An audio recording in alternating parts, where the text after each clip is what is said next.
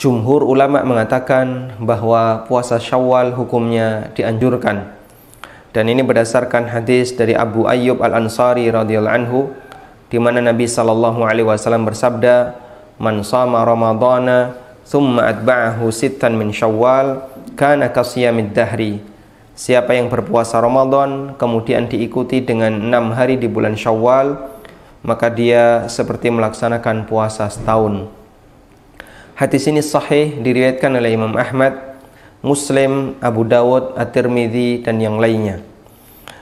Yang berbeda dari pendapat jumhur ada dua. Yang pertama adalah Abu Hanifah rahimahullah. Beliau menilai bahwasanya puasa Syawal itu makruh, baik dilakukan dengan cara berurutan maupun dilakukan dengan cara terpisah-pisah.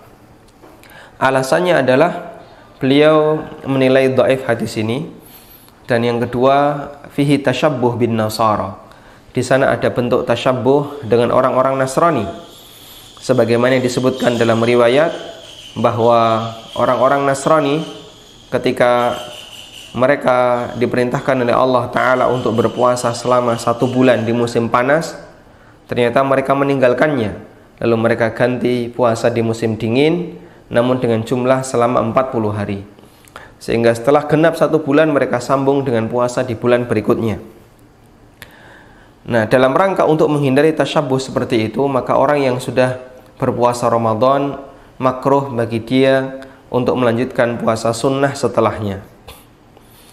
Namun pendapat Abu Hanifah ini ditolak oleh beberapa ulama Hanafiyah, terutama Hanafiyah mutaakhirin, Hanafiyah belakangan, seperti yang disampaikan oleh Ibnu Abidin, salah satu ulama Hanafiyah. Beliau mengatakan, wal mukhtaru annahu la ba'sa bihi, dan pendapat yang lebih kuat adalah tidak masalah melaksanakan puasa Syawal, li'annal karahata innama kanat li'annahu la ya'manu min ayya'udda dzalika min Ramadan. Karena hukum makruh itu berlaku bagi mereka yang tidak aman, karena dia menganggap bahasanya puasa Syawal itu bagian dari Ramadan. Fayakunu tasyabbuhan bin Nasara, sehingga di sini ada unsur tasyabbuh, menyerupai orang-orang Nasrani.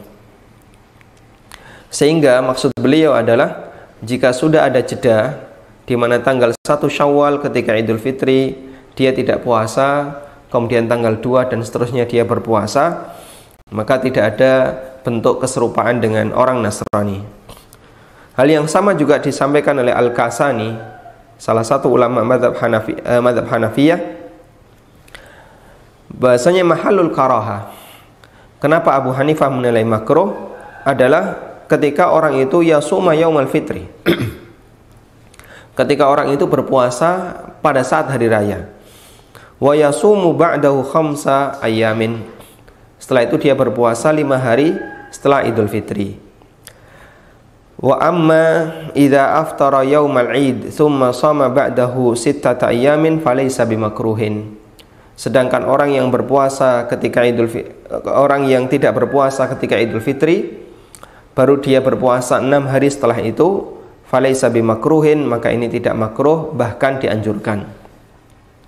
Sehingga dari sini kita bisa mengetahui bahwa dalam Hanafiyah ada 2 qaul, ada 2 pendapat.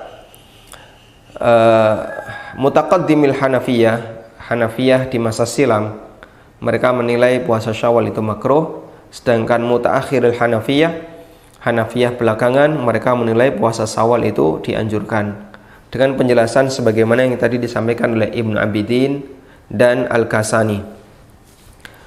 Kemudian yang kedua, yang berbeda dari pendapat jumhur dalam masalah ini adalah Imam Malik. Imam Malik menilai puasa Syawal juga makruh, dengan alasan makhafatan ayyul haqqa bi Ramadan, karena khawatir itu masih dianggap sebagai bagian dari Ramadan. Ma laisa minhu, padahal dia bukan bagian dari Ramadan, terutama menurut penilaian ahlul jafa wal jahl, terutama menurut penilaian orang-orang yang tidak paham tentang masalah agama. Wa amma ar-rajulu fi khassati nafsihi fala yukrahu lahu siyamuhu. Tapi kalau itu kegiatan yang sifatnya pribadi, maka puasa Syawal tidak makruh.